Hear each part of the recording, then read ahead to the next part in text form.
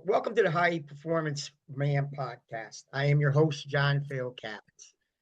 On this show, I interview successful men who have built impressive careers and businesses, founders, CEOs, and senior leaders, and professionals who have operated at a high level for years. We talk about what actually made them successful. The goal is simple: to learn directly from men who have done it so we can apply those insights into our own careers, businesses, and lives and continue raising our standard of performance. The show today is sponsored by Prime Performance Method. The Prime Performance Method is designed specifically for high performing men who have achieved success in their careers but feel like their body and energy have taken a hit along the way. I help busy professional men regain strength, lose weight, and feel years younger within 8 weeks without long workouts, extreme dieting, or disrupting their demanding schedules. For more than 20 years, I have worked with driven men who wanted results and actually last. Not quick fixes, no fads, and just sustainable systems that fit into your real life. If you are a high performing man who wants to feel strong and energized as you are successful, message me, John Fayocavitz, on LinkedIn. On today's show, we have Dean Dovolis, the founder and CEO of DJR Architects. Dean founded DJR Architecture in 1985 in the Phillips neighborhood of Minneapolis with an emphasis of affordable housing and community development. Today, 35 years later, DJR is a thriving company. Thanks, Dean, so much for joining us today. Thank you. Thank you for the honor of being on your podcast. Thank you so much. I'd like to start asking a question that I like to ask all my guests. What was the biggest or is the biggest lesson you have learned so far that helped you become successful in your business? It's not a singular lessons, it's lessons, multiple. It's not like the singular watershed. And a lot of it is having people build trust and faith in you is really a key component, because part of the issue is they're either investing their money, their time, or both into what you're going to perform or what you're going to provide.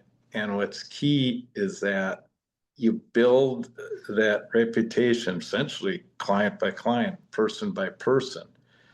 So it's not just like the big event, it's a series of events over time, which people feel comfortable. They become your references, they become your friends, they become the supporter of your business, and they refer people to you. And that's probably the foundation of the whole operation, is that part of it, that they trust you to be ethical, they trust you to deliver, they trust you do quality work, that you'll price fairly, that you will manage issues when there's problems after the fact. That, and maybe the word you want to use is cumulative trust, as part of that process. That, I think, is probably the most important thing, because without that base element, the money, the repeat clients, or all the other stuff will not flow and will not be part of it. And that is, then you really don't have a business to speak of.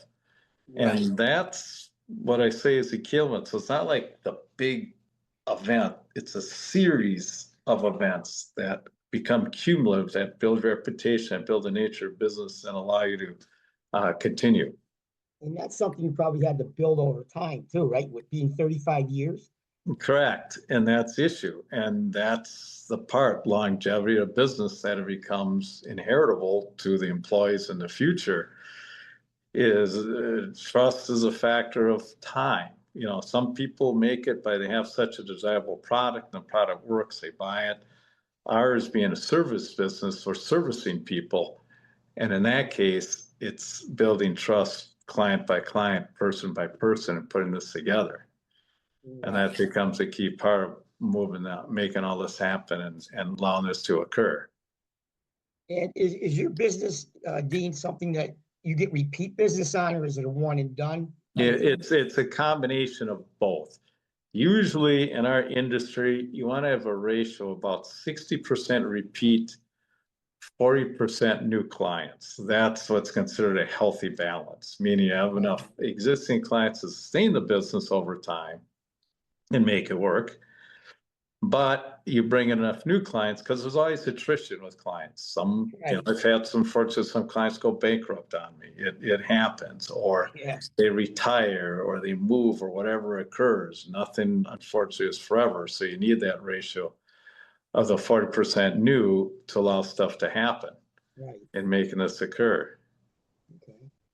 Great. Well, let me ask you another question. Okay. You've obviously built a great, successful business. And I hear from other businessmen that I talk to that throughout their business, they've thrived, but other areas of their lives have suffered. Okay. Have you experienced this? I've made sure to keep a balance the best I can. Has there been times I've had to work hard and direct, especially when times are tough? Yeah, because all Yeah. businesses go through issues. Right. There's no such thing as smooth sailing. But No. I've always worked very hard to make sure that I paid attention to my kids and my That's wife, because that's your legacy. The business is a means of method to providing, but your legacy is your family and your children, and that's what you'll really be remembered by, so when you long and started out. gone. So when you started out, did you put a lot of long hours in and try, or was it just same day after day after day? Kept it sort of consistent, same day after day, but the thing that I was key with, I was always available to the clients. I Right. was always available to them. So they would call me on Saturdays, Sundays, and I would take their call, and my wife Hannah would understand. That's part of the nature of being business. Unfortunately, her father was a florist, and florists have the same thing about orders all the time, funerals, holidays, Easter, Christmas, things like that. So she understood the nature of my business, that because we're in the service business, you have to be available when a client calls an issue arises, to take care of it and pull it together. That So, is an absolute must. so your job isn't a 9 to 5 job. It's whenever you're called upon. That's absolutely true.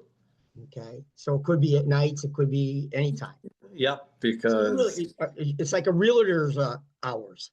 yeah, exactly, because you're dealing with people, not just products, Right. and the people have issues or needs or time to talk to you, and it may occur on a weekend. This happens. This is part of the process Right. that occurs with this. Okay. You talked about your family. How about your health? Is that Health is good. To be truthful, I'm 70, wow? and You health has look been, awesome, buddy. oh, Keep it thank up. you. And health has been solid and absolutely not an issue, and that's worked out very well. That's great. And Okay. so I've been blessed in that aspect, so that's good. And I do intentionally walk. I always take the stairs, things like that. I hate the idea of joining a fitness club, but I intentionally make sure I just work in a physical routine every day by the nature of the day, as opposed to a dedicated time at a fitness club. And that has seemed to work out, because my weight is still, when I graduated high school, I was 179. I'm now 183. So my weight's basically stayed within a narrow range, and that's all worked out well. But I exercise by attrition, if that's the right word to it, meaning as opposed to by this dedicated idea of like going to a fitness club and Right. pumping up and all that part of the process. Okay, great. Well, another question. Do you think the most successful men, do you think that they sacrifice too much too early in their careers? That they get bogged down with starting out with their business, and again, you just discussed with having the balance between, have you had friends or do you have any associates that you know of that really neglected other parts of their life? Every business and every personality is different, and like snowflakes. Right. There is no magic path. People write out endless business books and all these theories and all these processes. Everyone is an individual, to their family, to the type of business, to the intensity that occurs. So I don't look at other people saying, gee, they were abusive to their family life or things like that, because I don't know all the grain and detail that Right. goes into it and what the circumstances are, the nature of their marriage and the time their kids need. There's so many factors that the last thing I'll ever do Is is tell somebody. condemn someone else Right. for the lifestyle because I don't know what went into it and I don't know what Right. occurred in the business and I don't know what the relation was of life. So I can't subscribe like the perfect formula and say this should be because everyone has to create their own formula that works within the circumstances they have. And that's sort of the key thing. And they will vary and look different, and they will deal with their family in unique ways that I may not understand or witness. And I just have to respect what they put in because I've seen all these people put in a whole variety of efforts and intent. And I've seen how this occurs. And I've learned that once I get to know them more deeply, I understand why they had to do and what they had to do. And it's not like Right. they were being evil distractions because here's the circumstance they had and here's the situation to deal with. And this is what was necessary to be Yeah. done. So Right. I Everyone is like to, different. yeah, I like to avoid formulas. I like to avoid these broad statements because when you get to know people on an intimate basis, you really understand them what the factors that went into the decision making, and you then realize that, like, given those circumstances, they did the right thing. So that's how I like to avoid broad statements when it comes to family and business. Now, I'm just curious, you're in the architecture, I mean, do you deal with families or businesses or what avenue do you usually, or is it both? It's both because if I do a single family house, high-end house, it's families. They're very emotional projects in which they invest in very heavily and direct. If I deal with businesses, it's more, and they're pretty much it's more of a commodity in Right. terms of that. Some clients are building big business, but they don't sell anything. So then they treat it as own assets. So they get very personally involved in what it is as a legacy. Some say I'm building this as a commodity. I'm going to get it up, seize it, meaning rent it, and then I'm going to sell it. And they look at it that way. Others says I'm building these buildings for my family. I'm keeping them. They look at it very differently. Like this is my personal asset, and I want to make sure you take care of me and that Right. process. When I do homes, obviously it becomes a very emotional issue. So every client has a little different needs depending on how they look at the project and the buildings are created on it. And so that varies. So the answer is yes to all parts of your question, depending Right. on the Do you circumstance. seem, do you seem more drawn to the personnel or the family atmosphere or the business atmosphere, or is it just, again, a little bit of both? It's a combination of both because no person is an island and they have these relationships and connections that are built into it. And Okay. that's part of it. Right. Great. Great, great, great. Great to hear. Okay. Well, my last thing, Dean, before we end this, what would you say to anybody starting out, or what would you think were your first thing, or what would be the key thing to being successful in a business? My standpoint was family and friends. When I went to Harvard and Boston for my master's degree, a lot of professors wanted me to stay out there and keep working. Says, Dean, this is media belt. We need you out here, et cetera, et cetera.